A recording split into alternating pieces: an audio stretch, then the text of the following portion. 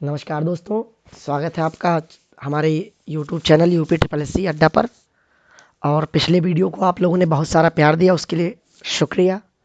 आपने हमारा वीडियो देखा और एक सप्ताह का जो धैर्य रखा, तो हम अपने किए गए वादे प्रॉमिस के मुताबिक हाजिर हैं आज पोस्टल मैनुअल वॉल्यूम 5 की जो है वीडियो लेकर के। जैसा कि आप सभी जानते हैं कि जैसा मैंने आपको लास्ट प्रीवियस वीडियो में बताया था फ्रेंड्स कि जो आपका सिलेबस है उसमें पेपर फर्स्ट जो होगा उसके 2 पार्ट होंगे। पार्ट ए यानी कि जो डिपार्टमेंटल है वहाँ पे आपको क्वेश्चंस तय कर दिए गए हैं 60 मार्क्स के। पार्ट ए में आपको दे दिया गया है पीओ गाइड और इंडिया पोस्ट वेबसाइट और वॉल्यूम 5। यहाँ से 23 क्वेश्चंस और यहाँ से 7 क्वेश्चंस। ये मैंने आपको पिछली वीडियो में बताया था। तो इसीलिए आज जो क्लास होगी वो पोस्टल मैनुअल वॉल्यूम 5, जैसा कि आपको दिख रहा है वीडियो में, पोस्टल मैनुअल वॉल्यूम 5 की क्लास आज होगी, जिसमें आपको जो आपका सिलेबस है उसके बारे में पूरा डिस्कस किया जाएगा। जैसा कि आपके सिलेबस में जो है वो डिफिनीशंस हैं, तो वॉल्यूम 5 का जो पहला चैप्टर है वो पूरा डिफिनीशंस का ही, जिसमें टोटल 57 डिफिनीशंस हैं। काफ़ी जो डिफिनीशंस हैं वो डिलीट हो गई हैं, तो अब आपको बताया जाएगा कि कौन सी डिफिनीशंस जो है इम्पॉर्टेंट है, कौन कौन सी डिफिनीशन मोस्ट इम्पॉर्टेंट है। वीडियो के आखिरी में जो है आपको एक लिंक दिया जाएगा कि आप कहाँ से जो है वॉल्यूम 5 जो है इसको इंग्लिश में डाउनलोड कर लें। और जैसा कि इंडिया पोस्ट वेबसाइट पे प्रेजेंट में हिंदी में उपलब्ध नहीं है, तो ये पोर्शन जो चैप्टर फर्स्ट का है वो आपको प्रयास किया गया है कि हिंदी में मिले। आज की जो वीडियो होगी वॉल्यूम 5 की, ये मैं आपको जो ये वीडियो बनाऊंगा, ये चूँकि 57 डिफिनीशन जैसा कि मैंने आपको बताया, इसमें कुछ डिफिनीशंस के सब पार्ट भी हैं, यानी कि आपके ए बी सी करके भी कुछ पार्ट्स हैं, इसलिए थोड़ा लंबा ना हो जाए, इसलिए हमने इसको इस वीडियो को जो है निर्णय लिया कि 2 पार्ट्स में किया जाए, जिससे कि आप आराम से अपने जो मटेरियल आपके पास है एग्जाम के उससे देख करके भली भांति इसको समझ सकें। चूँकि इजी टॉपिक है, ज़्यादा पढ़ना नहीं है, 7 क्वेश्चंस आने हैं, तो आपका लक्ष्य ये होना चाहिए कि एक भी प्रश्न यहाँ से गलत ना हो, एक भी प्रश्न आपका गलत ना हो। So friends, now I am starting. The first definition is postmaster general, PMG. जैसा कि आप सभी लोग जानते हैं कि डिपार्टमेंट ऑफ पोस्ट में पोस्टमास्टर जनरल होते हैं। तो पहली जो डिफिनीशन है वो है पोस्टमास्टर जनरल की। क्या लिखा हुआ है? The expression postmaster general means a principal chief PMG, chief postmaster general, regional postmaster general or a director postal services, and includes any other officer exercising the powers of principal chief PMG, CPMG और regional PMG। यानी कि पहला जो part है उसमें आपको बताया गया कि कौन है postmaster, who is postmaster general, what is the meaning of expression of postmaster general. तो जैसा कि डिफिनीशंस है, it is quite clear from the definition कि जो एक्सप्रेशन है किसके लिए यूज करना है। अब हिंदी में अगर कहा जाए तो पोस्टमास्टर जनरल शब्द का जो आशय है वो है, देखिए पोस्टमास्टर जनरल शब्द का आशय है principal chief postmaster general. Principal chief postmaster general मतलब प्रधान। चलिए मैं एक बार फिर से इसको आपको बताता हूँ हिंदी में क्या है। देखिए पीएमजी यानी कि पोस्टमास्टर जनरल,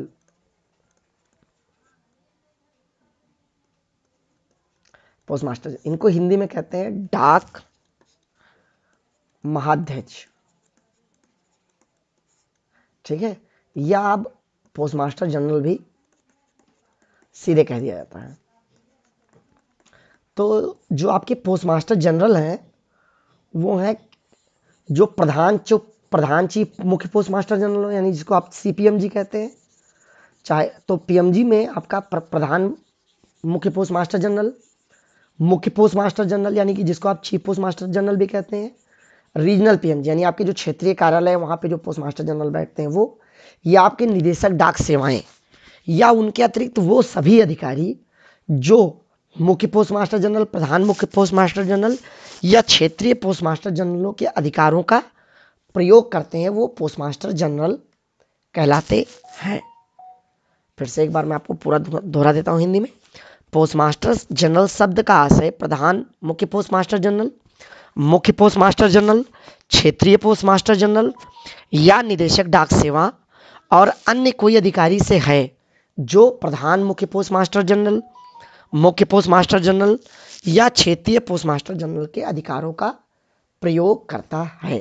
तो ये होगी दोस्तों आपकी पोस्ट मास्टर जनरल की डिफिनीशन। रिसेंट ट्रेंड जो एग्जाम का रहा है कि रूल भी पूछ सकते हैं, इसलिए आपको अगर पूछा जाए कि the expression of post master general या पोस्ट मास्टर जनरल की डिफिनीशन, परिभाषा किस नियम में है, तो आपका आंसर होगा पोस्टल वॉल्यूम 5 के रूल 1 में। ये इंपॉर्टेंट, क्योंकि एक रिसेंट एग्जाम हुआ था, उसमें पूछा गया था कि चीफ पोस्ट मास्टर जनरल की डिफिनीशन वॉल्यूम 8 के, तो आपके सिलेबस में नहीं, इसलिए ये जो रिसेंट ट्रेंड है एग्जाम का, ये आपको याद रखना है कि पोस्ट मास्टर जनरल की जो डिफिनीशन है आपकी, वो पोस्ट पीओ वॉल्यूम 5 के रूल 1 में आती है। चलिए दोस्तों, नियम 2, रूल 2 कहता है रेलवे मेल सर्विसेज की परिभाषा बताता है। सभी लोग जानते हैं रेलवे मेल क्या है। The expression railway mail service means the service responsible for carriage of mail by rail, road, river, air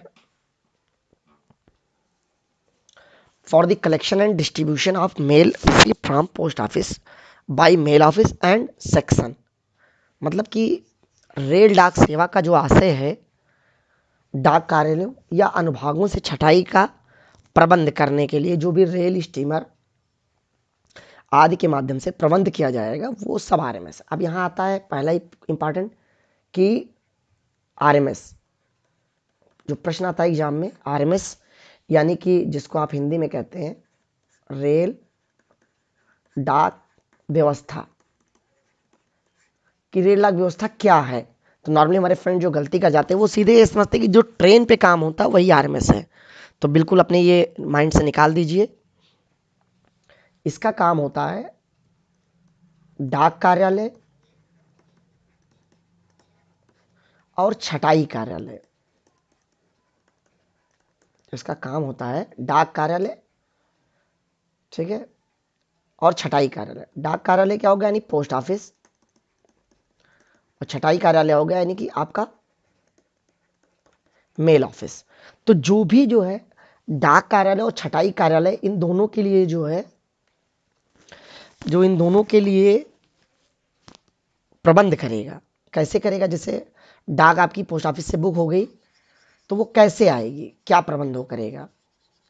तो जो छटाई के लिए डाक पोस्ट ऑफिस से जाएगी या डाकघर में वितरण के लिए जाएगी, चाहे वो रेल के माध्यम से करे या सड़क व्यवस्था के माध्यम से करे या नदी हो गया, स्टीमर हो गया, जलयान हो गया, या बाई एयर, हवाई माध्यम से यानी एरोप्लेन के माध्यम से, तो जो ये है वो आरएमएस है। तो एक अभी रिसेंट जो हुआ है एक आईपी एग्जाम 2015-16, तो उसमें ये सीधा एक प्रश्न आया था कि आरएमएस क्या है। तो आरएमएस का क्या काम है, क्या है और किसके लिए रिस्पॉन्सिबल है। तो ये रिस्पॉन्सिबल है carriage of mail by rail, road, river, air for the, देखिए यहाँ ध्यान देखिए, collection and distribution of mail receive from post office, यानी जो डाकघरों के द्वारा या डाक कार्यालयों के द्वारा जो डाक प्राप्त है उसको इकट्ठा करने का और उसके वितरण, डिस्ट्रीब्यूशन यानी बांटने का, यानी डिस्ट्रीब्यूशन मीन्स यहाँ पर आप छटाई मान लीजिए, तो उसकी कस्टडी के लिए रिस्पॉन्सिबल है। तो यहाँ ये प्रश्न आपके लिए ज़्यादा इंपॉर्टेंट है कि रेल, नदी, सड़क सभी है।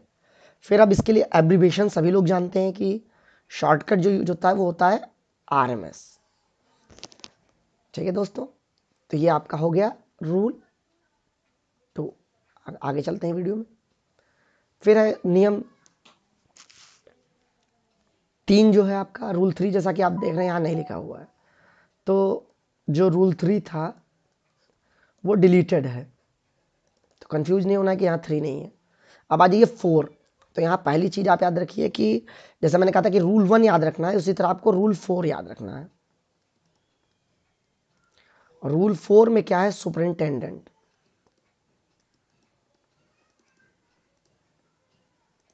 माने कि अधीक्षक। चलिए, तो सुपरिटेंडेंट क्या है, देखिए सुपरिटेंडेंट क्या है।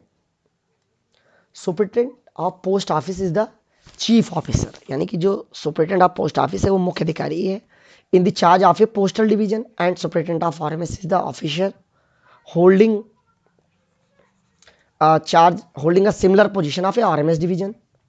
Superintendent is in administrative charge of the division under his control, and the officer of the division are subordinate to him. He is immediately subordinate to HOC. पहला चीज आपका इंपॉर्टेंट कि जो ये आपका सुपरिंटेंडेंट है, पहला चीज इंपॉर्टेंट एग्जाम के व्यू से कि ये किसका सबऑर्डिनेट है। तो ये सबऑर्डिनेट जो है, जो ये सबऑर्डिनेट है, ये है किसका, एचओसी का। एचओसी का मतलब या हेड एचओआर कह लीजिए या आरपीएमजी कह लीजिए। एचओसी का मतलब होता है हेड ऑफ सर्कल। अब हेड ऑफ सर्कल आपके जैसे सीपीएमजी, चीफ पीएमजी, प्रिंसिपल पीएमजी जो भी हो आपके, तो पहली बात तो ये हेड ऑफ सर्कल का होता है, और दूसरा होता है head of region. Head of region को एक और नाम से जाना जाता है, क्या कहते हैं, regional PMG, regional post master general, regional post master general. तो ये इन दो अधिकारियों का डायरेक्ट सबऑर्डिनेट होता है। एग्जाम के व्यू से बहुत इंपॉर्टेंट है, सीधा पूछा जाता है कि जो सुपरिटेंडेंट है आपका किसका सबऑर्डिनेट है, तो हेड ऑफ सर्किल या हेड ऑफ रीजन का सबऑर्डिनेट है। फिर है क्या कि सुपरिटेंडेंट है क्या, देखिए आप, नंबर 1 सुपरिटेंडेंट क्या है, जो पोस्टल डिवीजन का चीफ ऑफिसर होगा,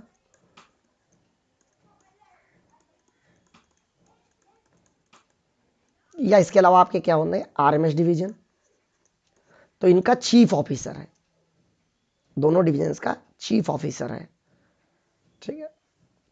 इसके अलावा क्या होता है, ये अगर इसके अंडर में किसी के सुपरिटेंडेंट के अंडर पोस्टल डिवीजन का चार्ज है तो इसको कहते हैं सुपरिटेंडेंट ऑफ पोस्ट ऑफिस या senior superintendent of post office. अगर आरएमएस का चार्ज है तो उसको इसी तरह कहते हैं एसआरएम या SSRM. Superintendent of railway mail services, senior superintendent of railway mail services. तो यही इस डिफिनीशन में दिया हुआ है। इसके अलावा जैसे अदर ऑफिसर्स हैं, जैसे आपके पोस्ट मास्टर्स, एसडीआईज, एएसपीज, ये किसके सबऑर्डिनेट हैं, all officer in the division are subordinate to him.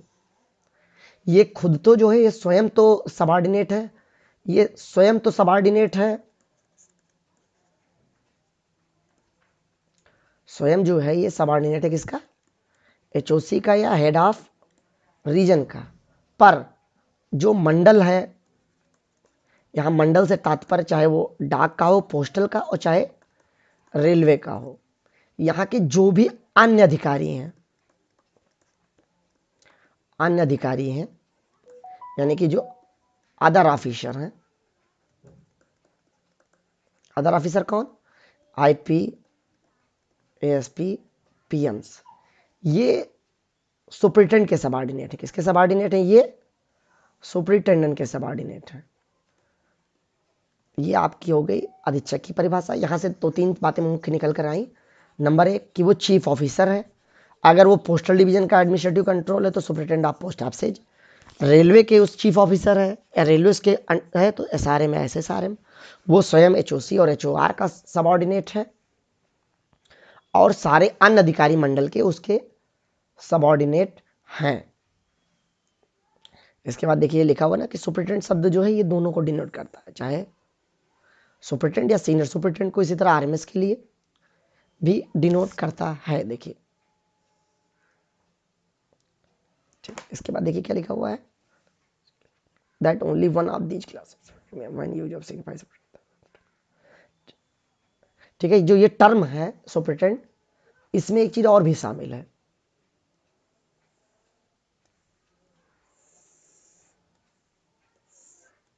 ठीक है, कि जहां पर सीनियर पोस्ट मास्टर हैं, सीनियर पोस्ट मास्टर, तो term includes a senior superintendent of post office and first class post master. कि यहाँ फर्स्ट क्लास मतलब प्रथम श्रेणी के पोस्ट मास्टर भी यहाँ पर शामिल हैं, उनको भी सुपरिटेंडेंट, जैसे कि जो जीपीओज के सीपीएम्स होते हैं, उनके पास सारी पावर लगभग एसएसपी के बराबर होती है। कई मामलों में पावर जो होती है वो एसएसपी के बराबर होती है। तो यहाँ से यही 3 चीज़ें जो याद रखना है। पहला कि रूल 4, इसके बाद जो मैंने आपको कि रूल 4 में है सुपरिटेंडेंट, इसके अलावा जो भी मैंने आपको बताया है सबऑर्डिनेट के बारे में, ये सब। अब आ जाइए हेड ऑफिस, बहुत ईजी सा टॉपिक है। रूल 5, हेड ऑफिस मतलब प्रधान डाकघर। ठीक है, ये कह रहा है a head office is the main office of a group of post office consisting of itself a number of small offices called sub and branch post offices have been placed under its account jurisdiction. ये खुद का भी मुख्य, it is the main office of account for every itself and for sub and branch within the group, and the monetary transaction of latter offices are incorporated in this account. ठीक है, the officer in charge of the head office is designated as a head post master. चलिए अब इस परिभाषा को हम समझते हैं। देखिए क्या है, ये है आपका हेड ऑफिस। ठीक है, प्रधान डाकघर इसको आप कह लीजिए। तो प्रधान डाकघर कुछ डाकघरों के एक समूह का मुख्य कार्यालय होता है। क्या होता है, ये एक समूह का मुख्य कार्यालय होता है। तो वो समूह क्या है, यानी वो ग्रुप है, क्या है, एसओस बीओस, जो इसके अकाउंट जुरिडिक्शन में होते हैं।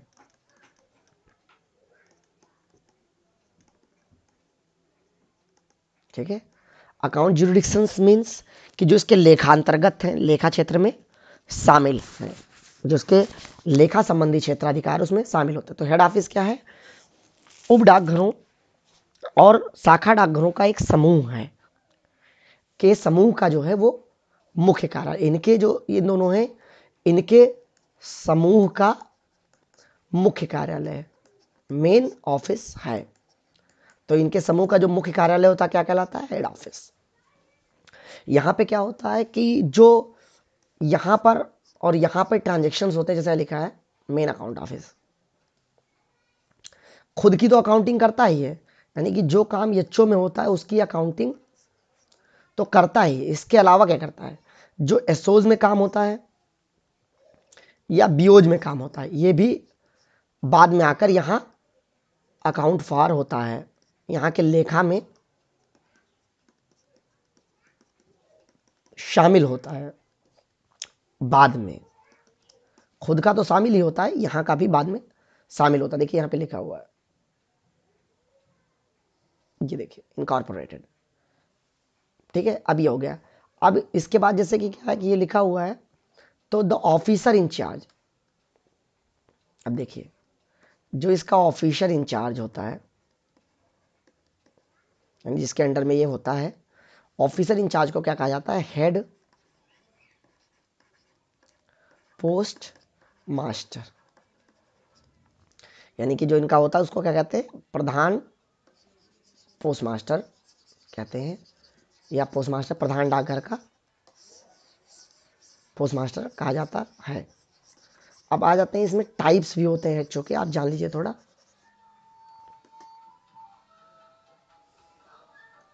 जैसे एचओ अगर आपका है क्लास 1 का है, प्रथम श्रेणी का, तो इसका हेड को क्या कहेंगे, चीफ पोस्ट मास्टर, जिसको आप लोग कहते हैं सीपीएम। अगर ये क्लास 2 है का एचओ है, या कह लीजिए ग्रुप बी का एचओ है, तो ग्रुप बी का एचओ तो क्या कहला जाएगा, सीनियर पीएम, सीनियर पीएम। यानी कि सीनियर पोस्ट मास्टर, यानी कि हिंदी में अगर कहें तो वरिष्ठ पोस्ट मास्टर। इस तरह अदर एचओज हैं, जैसे मान लीजिए कि नॉन गेस्टेड एचओज हैं, या HSG 1 का है या 2 का है, या किसी या PM ग्रेड 3rd का है, तो वो खाली हेड पोस्ट मास्टर कहलाता है। ठीक है। क्लास 1 और 2 के जो एचओज होते हैं इनको क्या कहा जाता है? गेजेटेड एचओज। इसके अलावा कुछ प्रेसिडेंसी पोस्ट ऑफिसर होते हैं जिनको PPOज कहा जाता है। यहाँ का पोस्ट मास्टर जो होता है वो कहलाता है प्रेसिडेंसी पोस्ट मास्टर। फ्रेंड्स, तो आपको परिभाषा के साथ साथ ये नॉमेनक्लेचर भी याद रखना है कि हेड ऑफिस है, स्वयं का तो लेखा कार्यालय होता ही होता है। इसके अलावा वहाँ पर लेटर में यानी बाद में BOs और इसके भी ट्रांजेक्शन इनकॉर्पोरेट होते हैं। चलिए अगले डिफिनीशन की ओर चलते हैं। 6 आपका है GPO। देखिए जैसा कि अभी मैंने वहाँ आपको समझाया ना डिफरेंट कैटेगरी, तो अब आप आ जाइए यही उसी की ये बात करता है कि GPO उसी की ये बात कर रहा है। एक टाइप है जैसे HO का, भी मैंने आपको बताया था, तो GPO। देखिए ये क्या कह रहा है, पहली line, the first class head office situated at the headquarter of the HOC और where there are more than one such HO, the one attached to the headquarter is termed GPO। यानी कि GPO है क्या, पहली चीज। ठीक है, पहली चीज GPO है क्या, तो GPO है कि जो GPO के बारे में अगर बात करें, देखिए GPO की बात करते हैं। पहली चीज क्या है, ये देखिए यहीं पे लिखा हुआ है, ये कहां पर है, HQ ऑफ द सर्किल, यानी कि सर्किल मुख्यालय पर स्थित होता है। ठीक है, सर्किल मुख्यालय। सभी लोग जानते हैं कि chief post master circle headquarter पर बैठते हैं, तो ये नॉर्मली कहाँ होता है, सर्किल हेडक्वार्टर पे। अब आ जाइए, कुछ ऐसे सर्कल्स हैं जहां एक से अधिक GPO हैं, जैसे अहमदाबाद GPO, राजकोट GPO। इसी तरह से यूपी की बात करें तो लखनऊ GPO और कानपुर GPO। तो जब एक से अधिक होंगे, ठीक है, तो उसके लिए आगे देखिए डिफिनेशन में कहता है where there are more than one such the one attached to the, तो जब कभी भी जहां पर एक से अधिक हो जाएंगे तो जो भी GPO आपका सर्किल से अटैच होगा, यानी कि जो सर्किल से अटैच होगा, जो भी GPO आपका जब मोर देन वन हो जाएंगे तो सर्किल से अटैच होगा, उसको GPO कहा जाएगा। ठीक है, तो ये आपकी हो गई डिफिनीशन GPO की, कि हेडक्वार्टर ऑफ द सर्किल पर जो भी HO होता है और सर्किल हेडक्वार्टर से अटैच होता है उसी को GPO कहा जाता है। अब आई गई नोट्स में, देखिए जो मैंने अभी आपको बताया था ना क्लासेज ऑफ HOs, पीछे उसी का यहाँ पे जिक्र कर रहा है कि अगर फर्स्ट क्लास HO है किसी senior time of scale, STS मतलब ये सीनियर टाइम है, तो उसको क्या कहा जाएगा, चीफ पोस्ट मास्टर। चाहे STS कह लीजिए चाहे क्लास 1 कह लीजिए, क्लास 1 ऑफिसर है, फर्स्ट क्लास HO है, तो वो चीफ पोस्ट मास्टर कहा जाएगा। इसी तरह कह रहा है कि अगर सेकंड क्लास HO है और वो किसी ग्रुप बी के अंडर में है, देखिए ग्रुप बी ऑफिसर के अंडर में है, तो उसको सीनियर पोस्ट मास्टर कहा जाएगा। सीनियर पोस्ट मास्टर किसको रिपोर्ट करते हैं, सीनियर पोस्ट मास्टर जो रिपोर्ट करते हैं वो SSPOs को करते हैं। देखिए ये इंडिपेंडेंटली काम करता है, जो STS होता है वो इंडिपेंडेंटली काम करता है, लेकिन जो सीनियर PM होते हैं वो senior superintendent of post office को रिपोर्ट करते हैं। तो यहाँ से ये इंपॉर्टेंट आपका निकल के आए। ये जो मैंने आपको बताया है ये STS PS ग्रुप भी, ये एग्ज़ाम की दृष्टि से बहुत आवश्यक है। अभी आपका GDS 2 P एग्ज़ाम हुआ था, सीधा एक क्वेश्चन पूछा गया था, GDS 2 पोस्टमैन एग्जाम में भी प्रश्न पूछा गया था। फिर आइए अगला है sub post office. Sub post office अभी जानते हैं कि जो in account with HO and its monitoring transaction are incorporated in the accounts of latter office.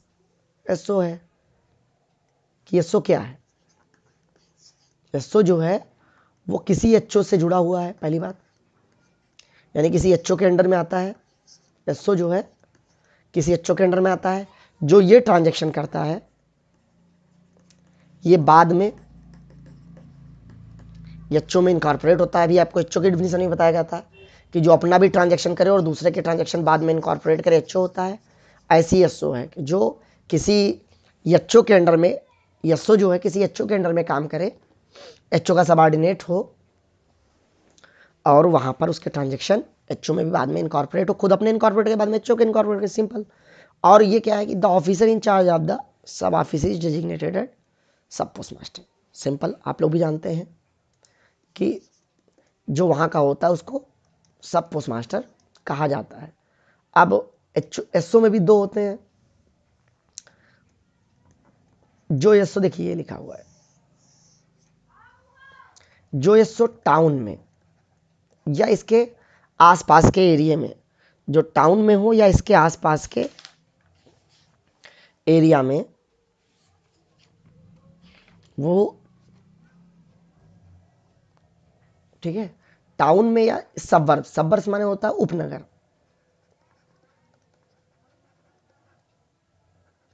ठीक है, जो टाउन में हो या उसके सबवर्ब में हो, जहां एचओ भी हो, देखिए लिखा हो ना,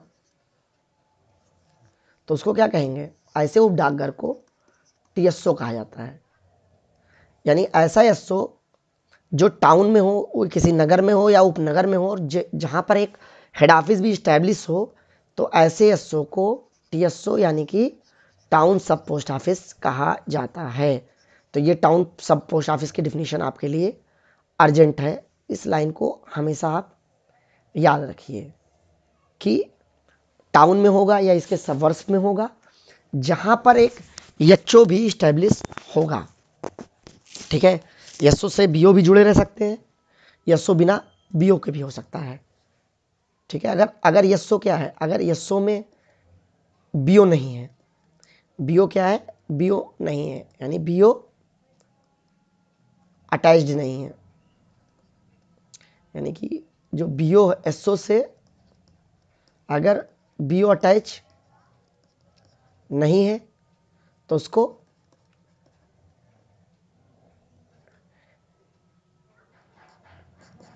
एनडीबीओएसओ कहते हैं कि नॉन डिलीवर, जिसे कि इसके अंदर में जो है बीओ नहीं है। ऐसे भी एसओ हो सकते हैं कि एसओ विथआउट बीओ भी हो सकता है, एसओ आपका डिलीवरी भी हो सकता है और नॉन डिलीवरी भी हो सकता है, ठीक है। कि मतलब वो आपका हो सकता है कि वितरण डाकघर भी हो और अवितरण डाकघर हो। चलिए आगे बढ़ते हैं। ब्रांच पोस्ट ऑफिस की क्या परिभाषा है? अगला जो आपका है रूल 8, वो ब्रांच पोस्ट ऑफिस के बारे में बताता है, ठीक है। अब branch post office is a post office of lower status than a sub office. पहली चीज कि जो बीओ होता है वो एसओ से नीचे होता है, ठीक है। बीओ का स्टेटस क्या है?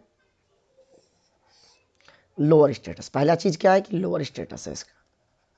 दूसरा क्या है, ये जो बीओ हो सकता है ये डायरेक्ट अकाउंट में हो सकता है, आइदर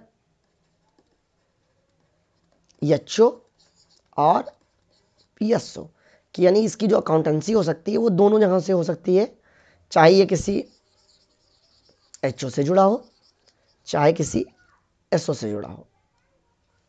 देखिए it is in the direct account with HO which term it's accounts of.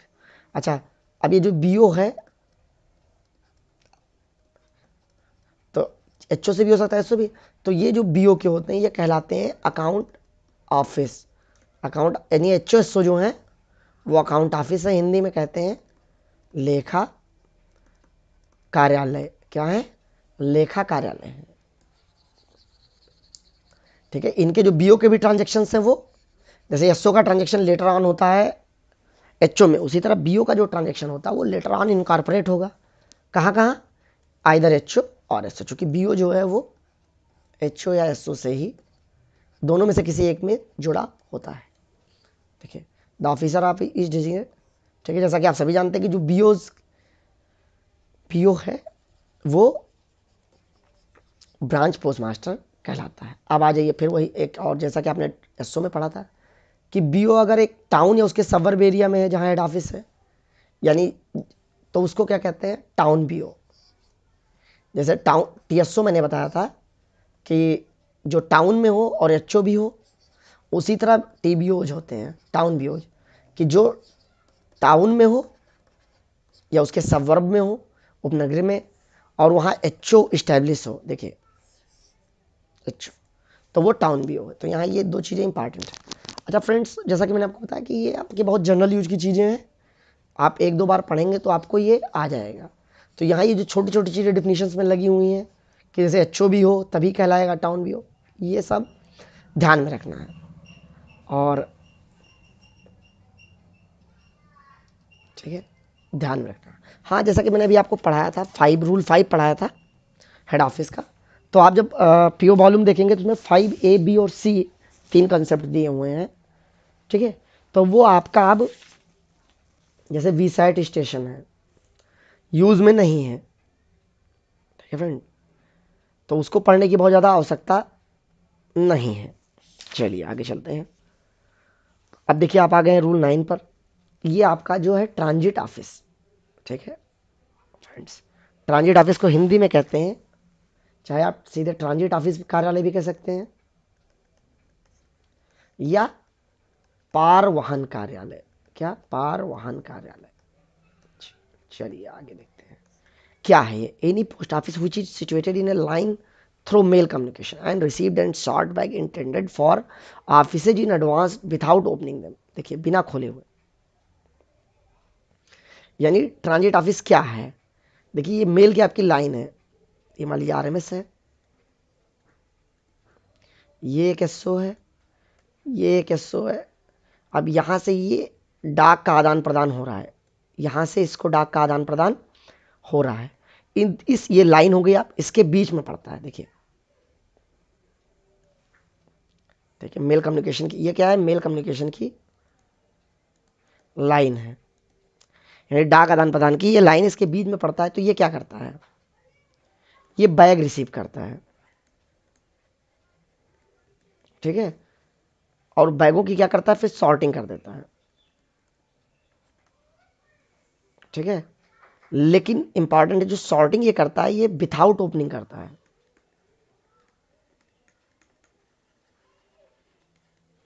Without opening. तो ये आपका ट्रांजिट ऑफिस कहलाता है, ठीक है। यहां कौन फिर आपका कहलाता है, यहां सिर्फ एक प्रकार का बैग खोला जाता है, ओनली एक प्रकार का बैग खोला जाता है जिसे ट्रांजिट बैग कहते हैं। यहाँ क्या होता है, ट्रांजिट बैग ओपन होता है केवल, बाकी और सभी बैग जो ये सॉर्टिंग यहाँ कर रहा है ना, देखिए जैसा आपने ये देखा कि ये बैग रिसीव कर रहा है, फिर ये शॉर्टिंग कर रहा है, लेकिन क्या कर रहा है, बिना बैग ओपन किए हुए शॉर्टिंग कर रहा है। फिर से एक बार नज़र दौड़ाते हैं डेफिनेशंस की ओर। फिर से देखिए, any post office is situated on a line through mail communication and receives and short bags intended for office in strong without opening them is a transit office. The bag which are thus forwarded onwards unopened forward bags, ठीक है। देखिए forward bag, transit bag जो मैंने आपको बताया कि transit bag open होता है, देखिए लिखा हुआ है, ठीक है। आइदर लूज, और जो आगे फॉरवर्ड बैग हो गया तो लूज हो गया, ट्रांजिट हो गया।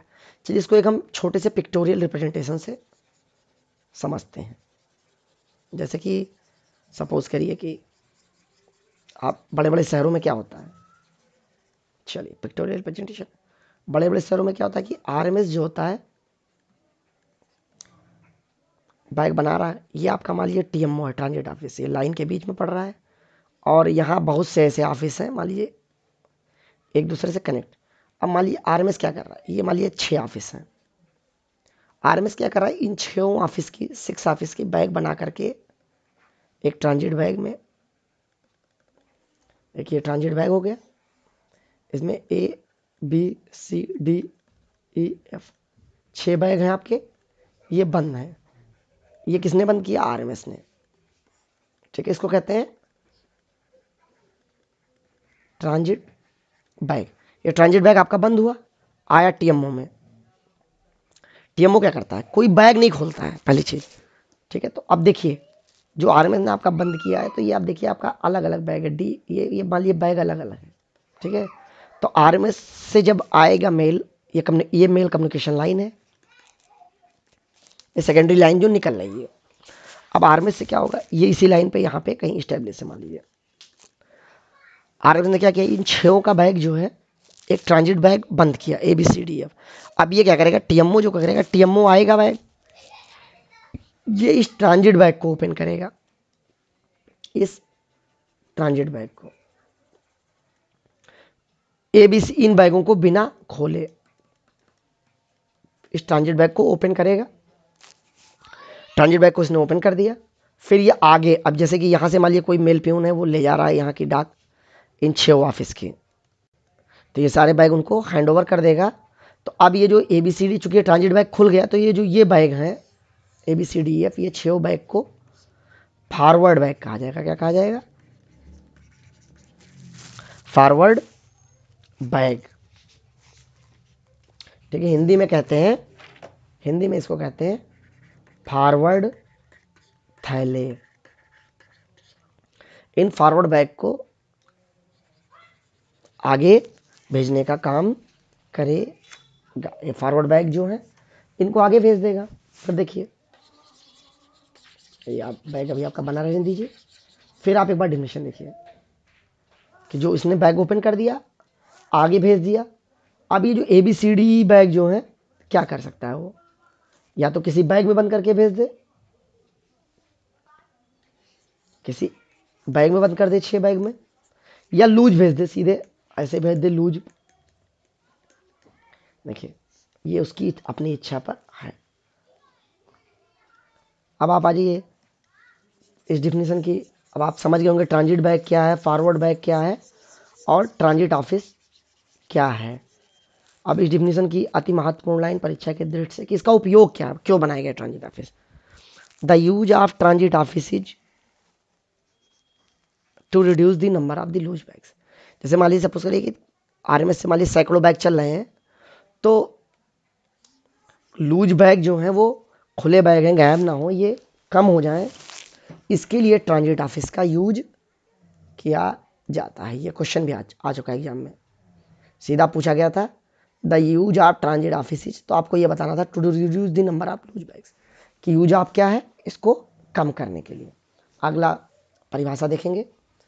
अगली परिभाषा जो है आपकी वो है ट्रांजिट मेल ऑफिस।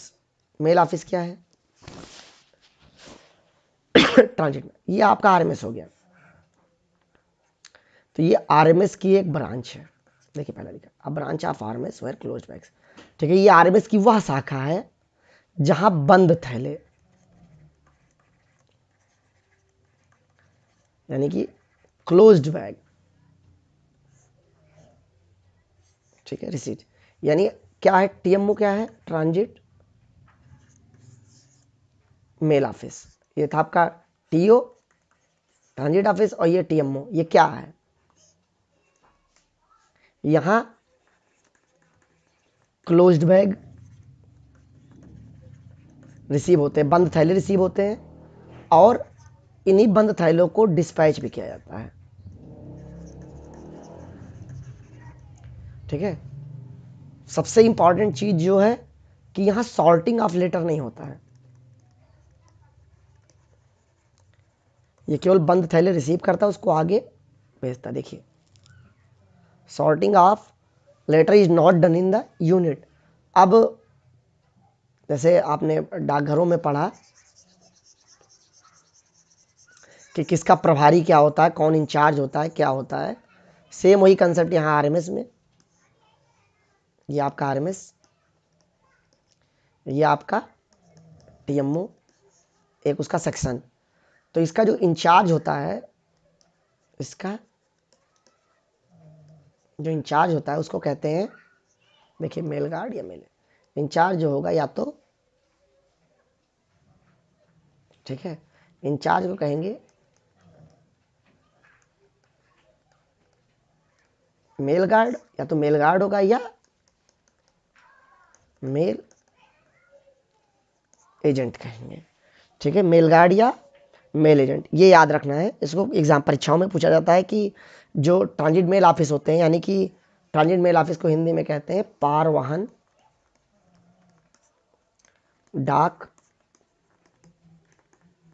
कार्यालय, कि परीक्षा में पूछा था कि जो टीएमओ का ऑफिसर इंचार्ज होता है उसको क्या कहा जाता है, ठीक है। कई जगह क्या होता है कि मान लीजिए बड़े बड़े स्टेशन हैं कि उनको सपोज कीजिए कि 24 घंटे मान लीजिए काम कर रहे हैं, 24 आवर्स, एक ही आदमी तो कर नहीं पाएगा ना, एक ही मेल गार्ड कर पाएगा।